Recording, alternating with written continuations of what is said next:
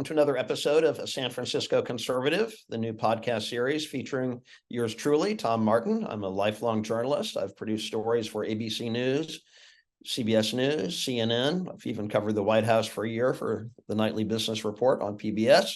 I love meeting interesting people and having thought-provoking conversations, and that's exactly what we do here on A San Francisco Conservative. We've named this series of interviews and conversations after the second book of my dear friend, the great author David Parker. David's books are Income and Wealth, A San Francisco Conservative, and now available, Rome 476. Each one is a great collection of essays, again, very thought-provoking. So welcome, David. How are you, sir? I'm fine. Glad to be here. Great to see you. Great to see you. How are you doing today, Tom? I'm doing well. It's funny, I have my beautiful photo of the iconic San Francisco Golden Gate Bridge behind me. I actually got to see it in person a couple of weeks ago when I was out there on your coast to see you and got to hear your great jazz sextet. It was really, that was you who came. Oh, that was good. It was me, I know. I know they tried to keep me away, but no, I got in the building. It was great. So I want to just continue.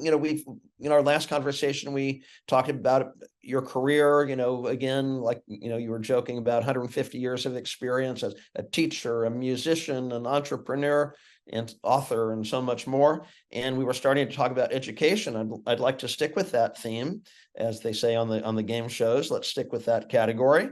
So what I know a few young people who are really excited to be teachers. I know you raised our concern, which I guess is the first step to doing something about it. But you said the state of education in America is not good right now.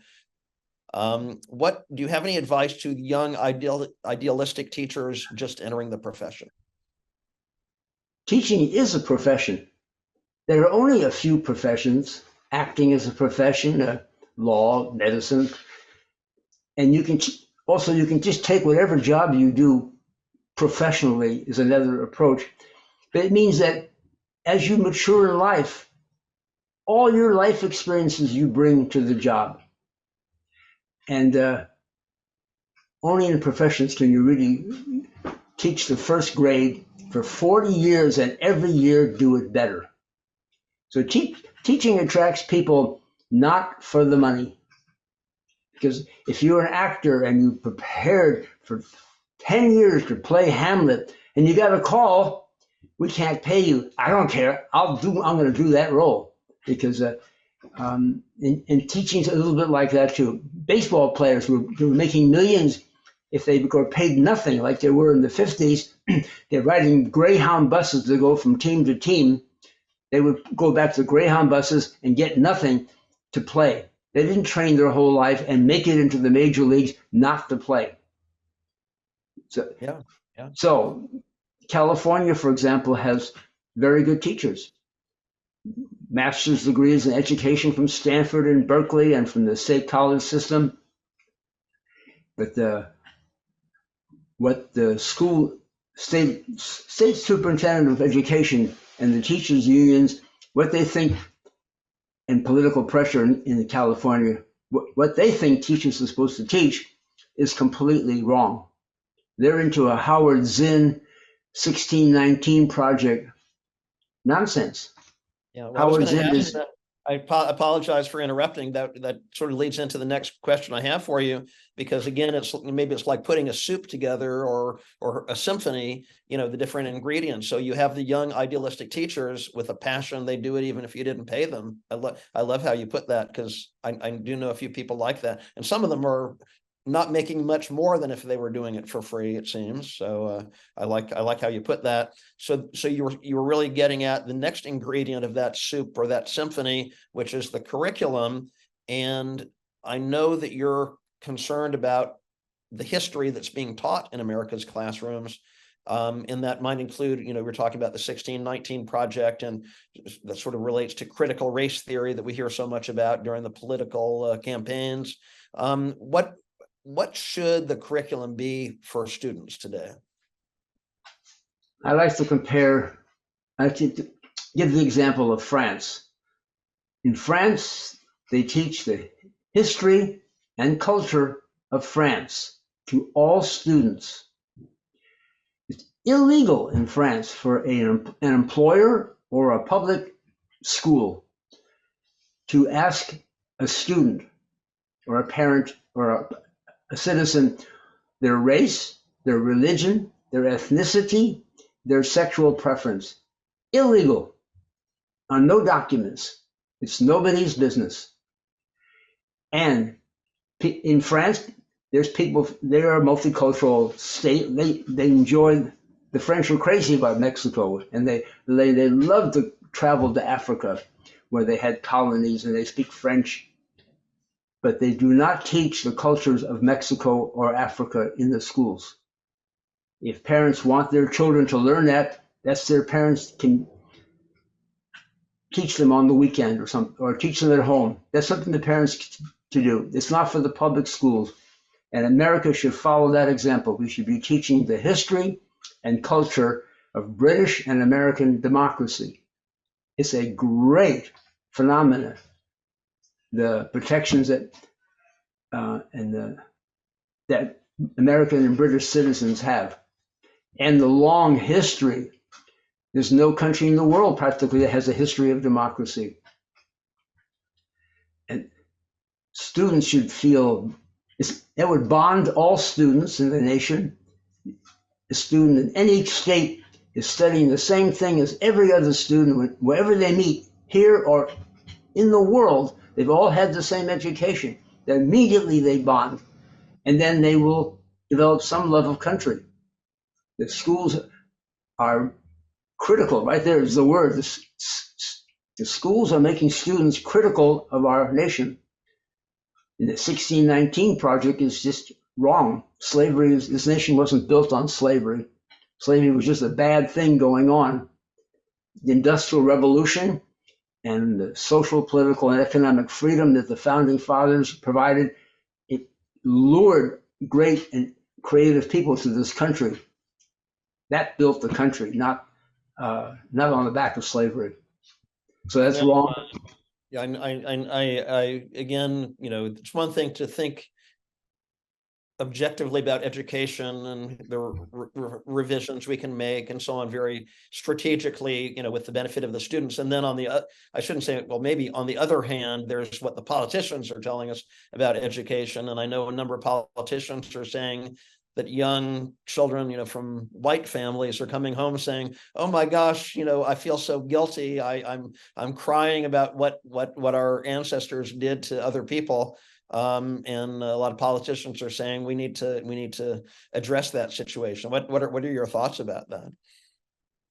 Every country has abuses, has done some bad things.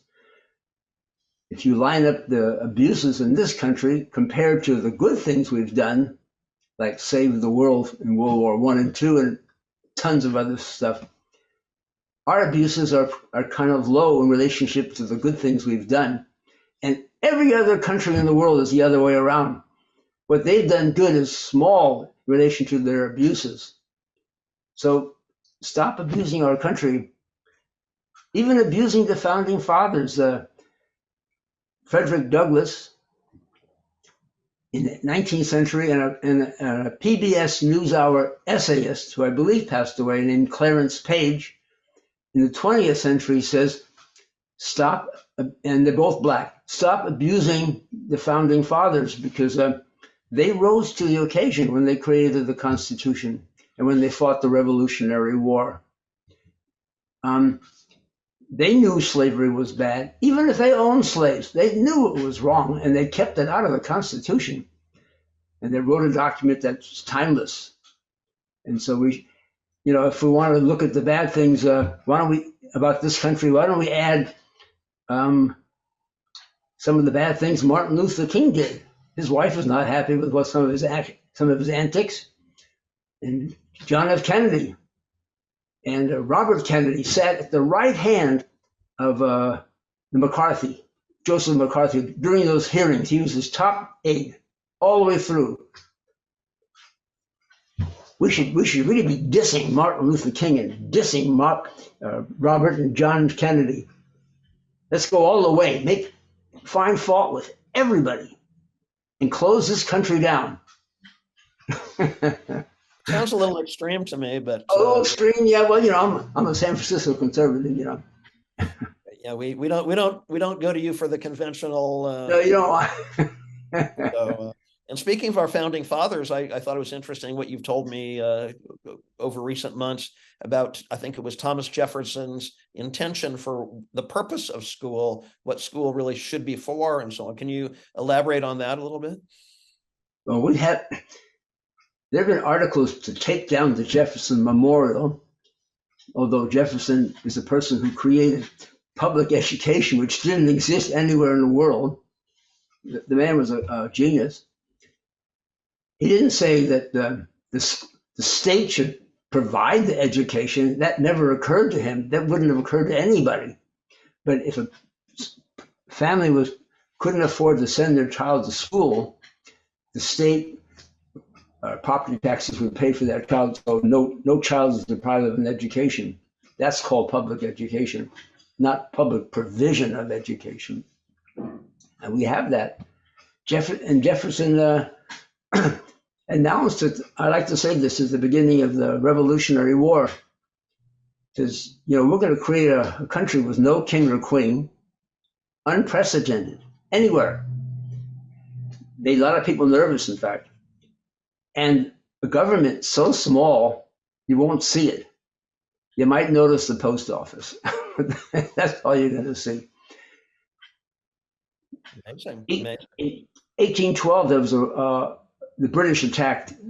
It was and that's where the Star Spangled Banner comes from, that 1812 war. When the British came to Washington, D.C. to burn it down, they couldn't find any government buildings. They were in shock. The government was so small. They grabbed a few documents and ran.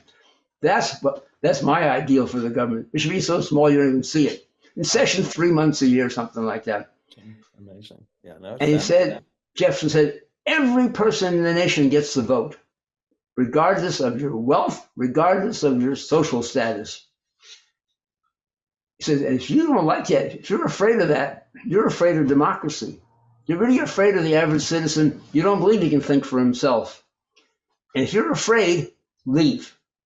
And thousands left. It's called Canada. Wow. Yeah. No. Fascinating. So I have a couple why more. aren't students learning that in school? Yeah. No, good. Excellent point. I have a few more questions about education. I just want to take a momentary break to let our audience, our viewers and listeners know that this is a San Francisco Conservative, the new podcast series featuring yours truly, Tom Martin, lifelong journalist from having worked with ABC News, CBS News, CNN, and covered the White House for Nightly Business Report on PBS. And we were in conversation with author David Parker. David's books include Income and Wealth, a San Francisco Conservative, and his latest book, Rome 476. And David is a lifelong educator, among several other hats that he wears. So circling back, I know that in one of our recent conversations, you spoke about how that quality, the fact that you're comfortable with improvisation is a quality that you brought into the classroom, that, the various hats that you wear, musician, entrepreneur, educator, author, kind of influence one another. But for other teachers, we spoke about those young idealistic teachers just entering the profession now. Is there any advice that you might have for them? They're being constrained. And I'm not sure how they can go around the constraints.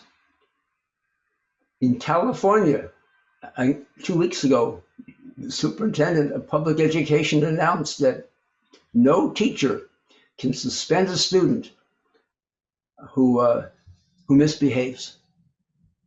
They're to deal with the problem and change professions and become psychologists and social workers, whatever it is. He didn't say that.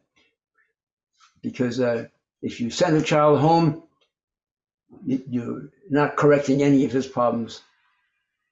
But that's not what the public schools are supposed to do, correct the problems of social problems of parents and students.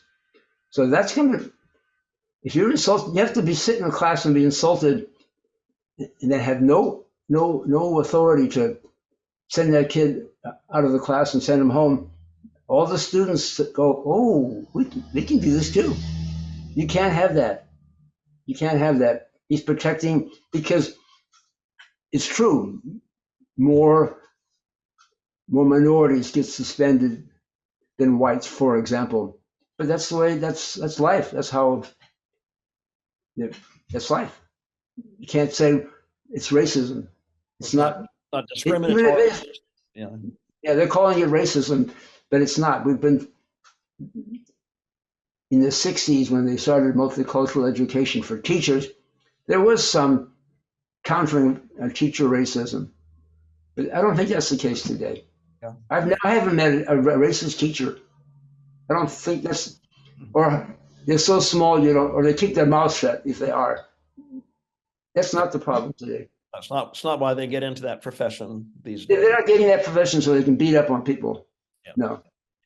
So circling back to the curriculum side of things, I know in your new book, Rome 476, you cover 2,500 years of history, just as the title, Rome 476, suggests. Are there certain eras or epochs or chapters of history that you really believe that young students should know about these days, that we should all know about? Yeah, that's a good question, because not only the culture and history of British and American democracy, or you could say that doesn't come out of nowhere. That came out of 3 periods that are much higher a level of civilization than we are today. We are at a cultural low point. The level of discussion among members of Congress, level of discussion in classrooms, level of discussion of citizens in the street. There's not a person today practically who could read Aristotle, but in the 5th century Athens, they were talking Aristotle, they were talking Plato, they were talking Socrates. They were going to the Greek plays, Euripides and Sophocles.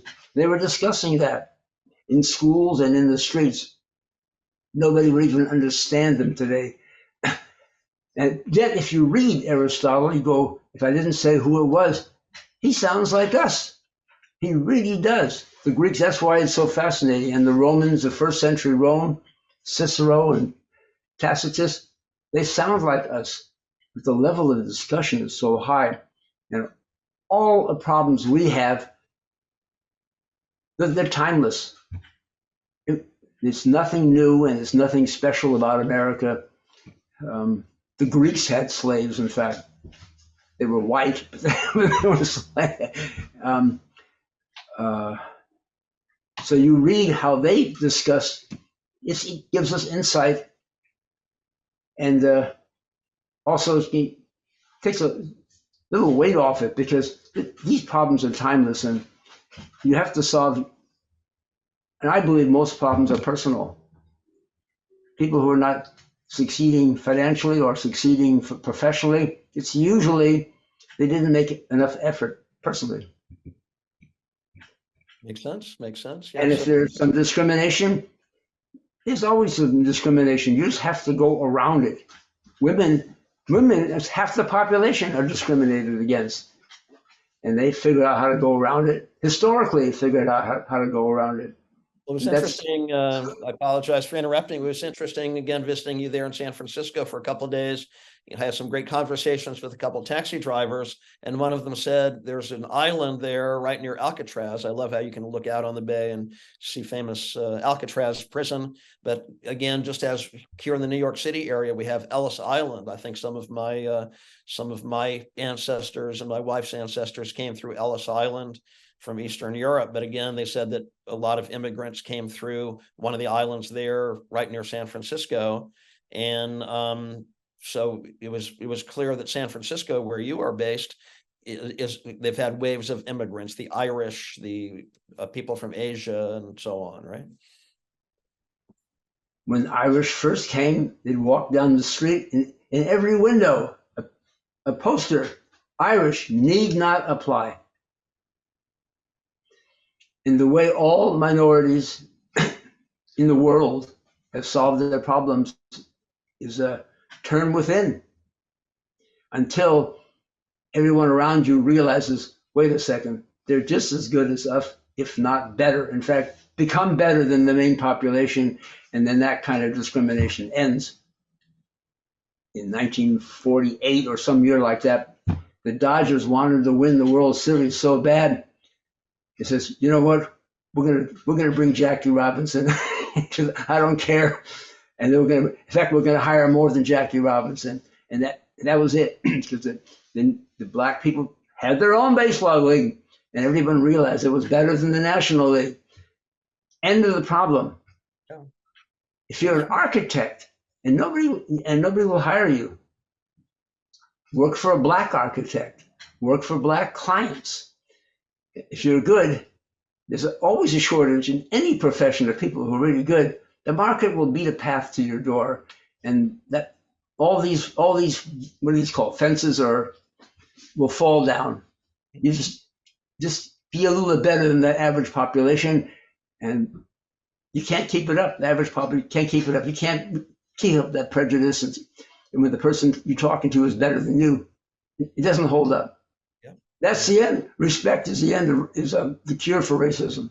Excellent. I think that's a great note to end this conversation on, weaving together again the spirit of America, accepting responsibility, embracing that freedom, finding that opportunity, all those qualities, that again, we should teach more of in our classrooms here in America.